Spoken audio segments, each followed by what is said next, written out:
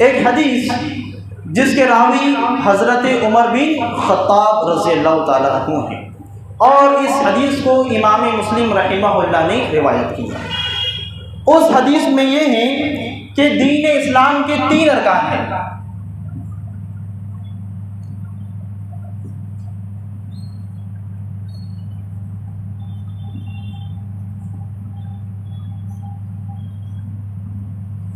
دین اسلام کے ارکان،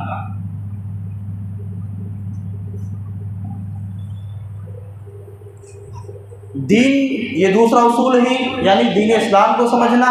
اب اس دین اسلام کے کتنے مراتب ہیں؟ 3 مراتب ہیں۔ سب سے پہلا مرتبہ خود اسلام ہے، اسلام۔ دوسرا ہے ایمان، اور تیسرا ہے احسان۔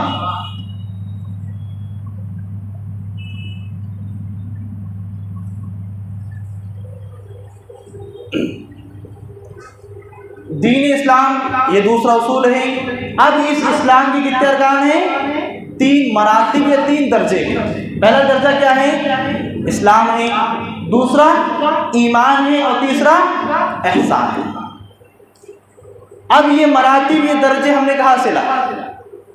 اسے ہم نے اپنی منمانی، اپنے خیال اور افکار کی بنیاد پر نہیں بنایا ہے، بلکہ ہم نے دلیل یہ پیش کی ہے کہ یہ اس حدیث سے ماخوذ لیے گئے ہیں جس کے راوی حضرت عمر بن خطاب ہیں، اور اس حدیث کو امام مسلم رحمہ اللہ نے اپنی صحیح میں بیان کیا ہے کہ ایک شخص ایسا آیا، اس کے بال بالکل بکھرے ہوئے ہیں، گویا کہ ایک آدمی جس طرح ریگستان سے آتا ہے، اس کے کپڑوں کی حالت تبدیل ہو جاتی ہے، اس کے بال بکھر جاتے ہیں، ایسا آدمی اللہ کے رسول صلی اللہ علیہ وسلم کے پاس آیا اور اس نے یہی سوال کیے، مل اسلام مل ایمان مل احسان۔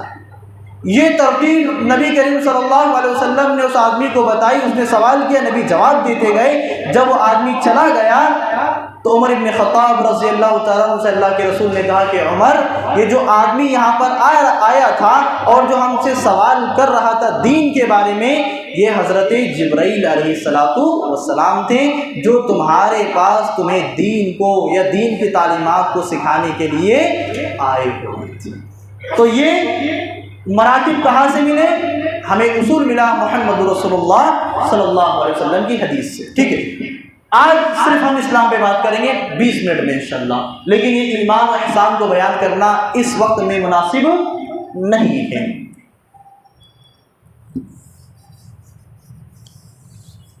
تو آج کا ہمارا جو درس ہے وہ اسی پر رہے گا۔ پہلا مرتبہ یعنی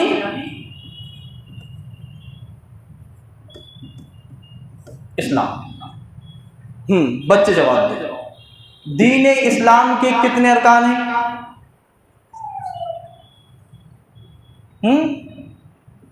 بچے، دین اسلام کے کتنے ارکان ہیں؟ ہاں روشن 9۔ غلط، پہلے سے ہی بولے تھے آپ نے 5 ارکان ہیں۔ کون کون سے ہیں؟ ہاں 9 نہیں جی، سب جواب دیں۔ پہلا کیا ارکان ہے؟ توحید، یعنی اس بات کی گواہی دینا کہ اللہ رب العالمین کے علاوہ کوئی معبود نہیں ہے اور محمد رسول اللہ صلی اللہ علیہ وسلم اللہ کے رسول ہیں۔ نمبر 2 نماز، نمبر 3 اظہر میں، نمبر 3 زکوٰۃ، نمبر 5 جی حضرت، نمبر 5، نمبر 4 سمیر بھائی ہو گیا زکوٰۃ۔ ترتیب سے بول سکتے ہیں، توحید ہے، نماز، روزہ، زکوٰۃ، حج، یہ عام چیزیں۔ پہلا رکن کیا ہے؟ اس بات کی گواہی دینا کہ اللہ کے سوا کوئی حقیقی معبود نہیں ہے اور محمد رسول اللہ صلی اللہ علیہ وسلم اللہ کے رسول ہے۔ اب یہاں پر غور کریں کہ یا اس کو ہم یہ کہہ سکتے ہیں شہادت، 2 شہادت ہے، اللہ کے معبود ہونے کی اور اللہ کے رسول صلی اللہ علیہ وسلم کے رسول ہونے کی۔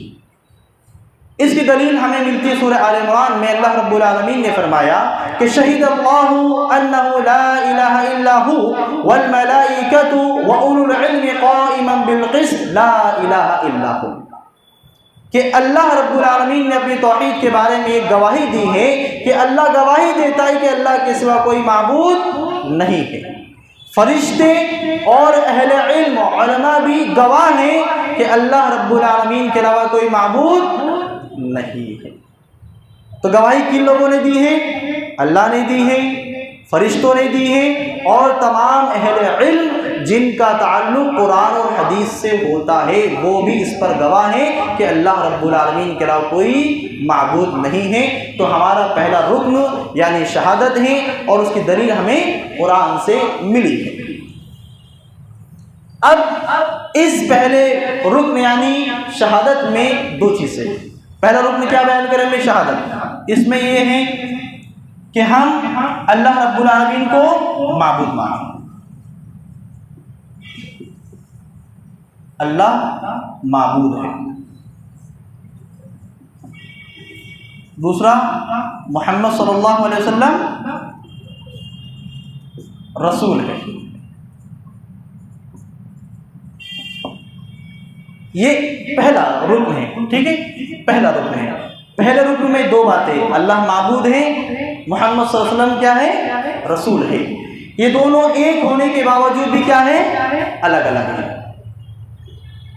دونوں ایک ہونے کے باوجود بھی الگ الگ ہے، اس لیے کہ دونوں پر الگ الگ ایمان لانا ضروری ہے۔ اللہ معبود ہے، اس کا تعلق ہے اخلاص سے۔ کس سے ہے؟ اخلاص، یعنی آپ اللہ کی جو بھی عبادت کریں، آپ نے پہلا اصول جانا رب اللہ ہے، دین کے ذریعے جاننا ہے رب کون ہے، تو اس رب کو ماننے میں کیا ہونا چاہیے؟ اخلاص ہونا چاہیے۔ یعنی بس نفع نقصان کا مالک کون ہے؟ اللہ رب العالمین نے کون سکھاتا ہے؟ ہمارا دوسرا رکن ہمیں سکھاتا ہے جو یہ ہے کہ دین کی معرفت، اور دین ہمیں سکھاتا ہے کہ اللہ کے سوا کوئی معبود نہیں ہے اور وہ خلوص ہونا چاہیے۔ محمد صلی اللہ علیہ وسلم رسول ہے، اس میں کیا ہے؟ اتباع ہے۔ کیا ہے؟ اتباع، اخلاص اور اتباع۔ آپ جو بھی عبادت کریں، جو بھی عمل آپ کریں، اس میں اخلاص اور اتباع کا ہونا ضروری ہے۔ اگر ان دونوں میں سے ایک بھی کم ہوتا ہے تو آپ کا وہ عمل قبول نہیں ہوتا۔ یہ اصول ہمیں سکھاتا ہے کون سا؟ دین اسلام کی پہچان دلیلوں کی روشنی میں۔ تو یہ دلیل ہمیں بتاتی ہے کہ ہمارے ہر عمل میں اخلاص ہونا چاہیے اور اتباع رسول کا جذبہ ہونا چاہیے۔